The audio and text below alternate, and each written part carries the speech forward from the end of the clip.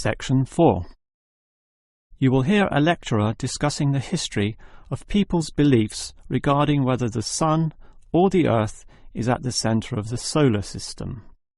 First, you have some time to look at questions 31 to 33. Now listen carefully and answer questions 31 to 33. In the night sky, the stars appear to revolve around the Earth, rising in the east and disappearing in the west. The Earth itself seems solid, fixed and stable, and such common-sense perception suggests that the Earth is the centre of the universe.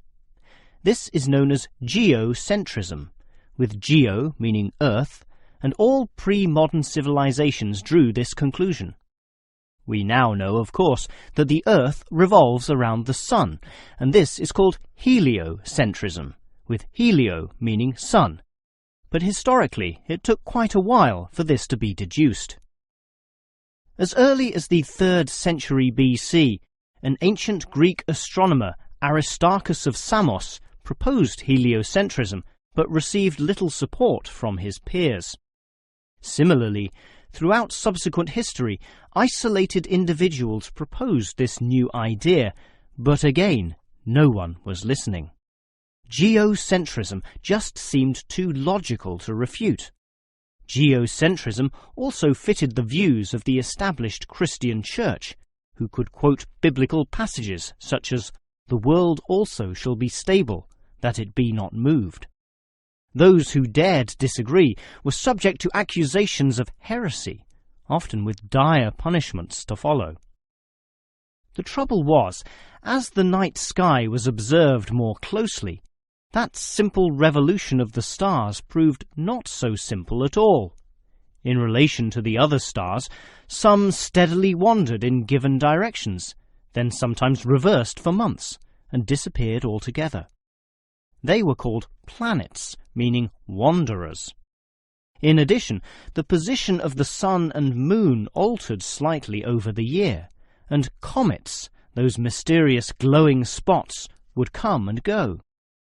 In order to predict the motion of the planets and accurately serve the primary purpose of navigation for sailing ships, increasingly elaborate mathematical models were needed, a sure sign that something was not quite right.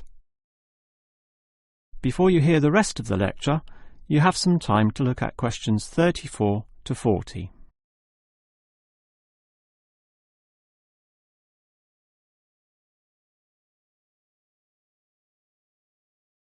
Now listen and answer questions 34 to 40.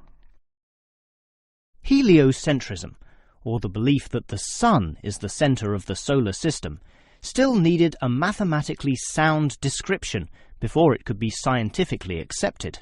And it was a Polish astronomer, Nicholas Copernicus, who in 1543 first published this. This event is sometimes referred to as the Copernican Revolution. Copernicus himself certainly feared the consequences of his proof, knowing full well it might invoke the anger of the established church. Probably for this reason, he waited until the last year of his life, when he was sick and dying, to release his findings. In addition, the preface of the book, written by a respected member of the church, stated that the model was not necessarily correct. As a result of this, there was no revolution whatsoever. In fact, the book received scant attention in the subsequent decades, apart from a few irate clergymen who angrily dismissed the whole scheme as irrelevant.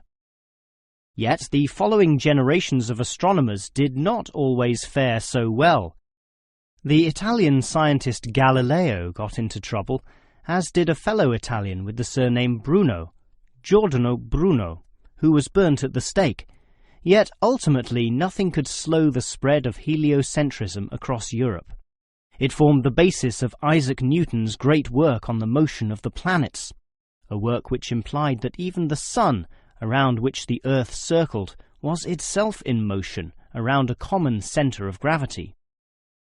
No discourse about heliocentrism could finish without mentioning that, somewhat unbelievably, there still exist those today who choose to believe that the Earth is the centre of the universe.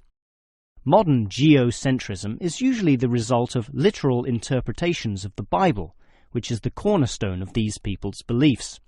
They, therefore, also believe in creationism, that is, that a God created everything, and while we may smile at this, it is sobering to consider that surveys have revealed that up to 10% of British people, 12% of Europeans, 20% of the USA, and 25% of the Middle East still hold the belief that the sun revolves around the Earth. One can only wonder what Copernicus would have thought of this. That is the end of section 4.